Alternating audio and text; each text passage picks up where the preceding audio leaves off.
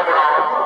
হে প্রভু, হে প্রভু অন্তর্যামী নারায়ণ, আপনি তো সকলেই জানেন প্রভু, এই পৃথিবীতে সমস্ত নারীগণ তারা বিভিন্ন পাপ কর্ম করছে, আর তারা সেই পাপের প্রায়শ্চিত্ত করছে এই জমানে এসে নরক যন্ত্র ভোগ করছে প্রভু।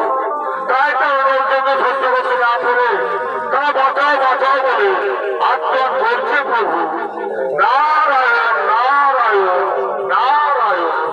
হে প্রভু, আপনি একটা বিহিত ব্যবস্থা করুন প্রভু, যাতে করে পৃথিবীর সমস্ত নারীগণ তাদের পাপ কর্ম থেকে চিরতরে মুক্তি পাবে।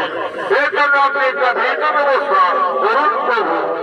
শান্ত হও, শান্ত নারদ, তুমি শান্ত হও। আজ এই পৃথিবীর মধ্যে এমন এক দেবী সৃষ্টি করব, যে দেবী পথ পালন করে পৃথিবীর সমস্ত নারীগণ তাদের পাপ কর্ম থেকে চিরতরে মুক্তি পাবে। ওম শক্তি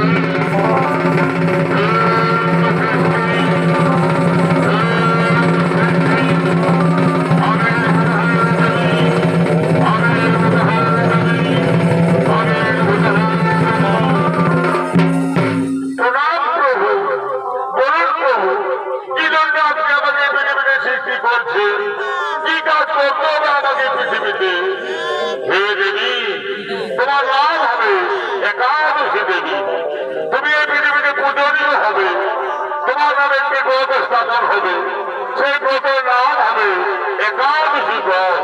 তোমার একাদশী ব্রত পালন করে পৃথিবীর সমস্ত নারীগণ তাদের পাপ কর্ম থেকে চিরতরে মুক্তি পাবে।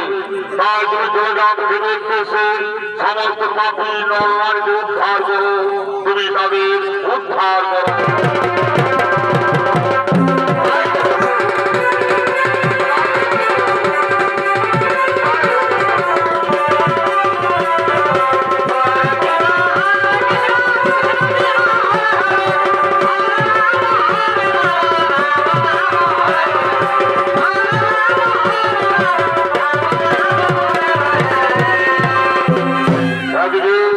জমালের রাজপথে যাচ্ছে পাপ পুরুষ।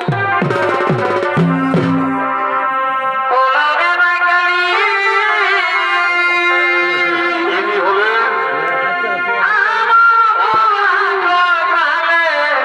আরে পাপ পুরুষ জমালের রাজপথে।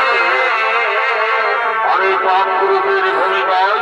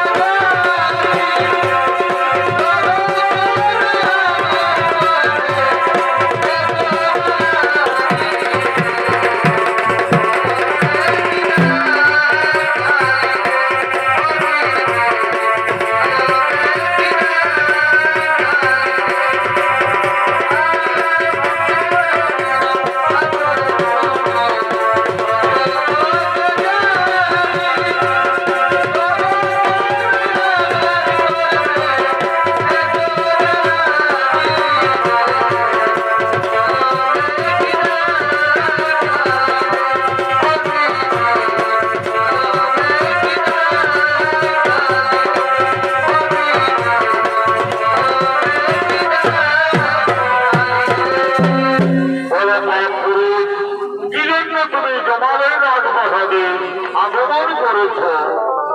হে প্রভু, হে প্রভু অন্তর্যামী নারায়ণ, আপনি তো সকলেই জানেন প্রভু, আপনি যেদিন থেকে পৃথিবীতে একাদশ দেবীকে সৃষ্টি করলেন, সেই দিন থেকে আমি কোনো পৃথিবীর নারীকে পাপে স্পর্শ করতে পারছি না প্রভু।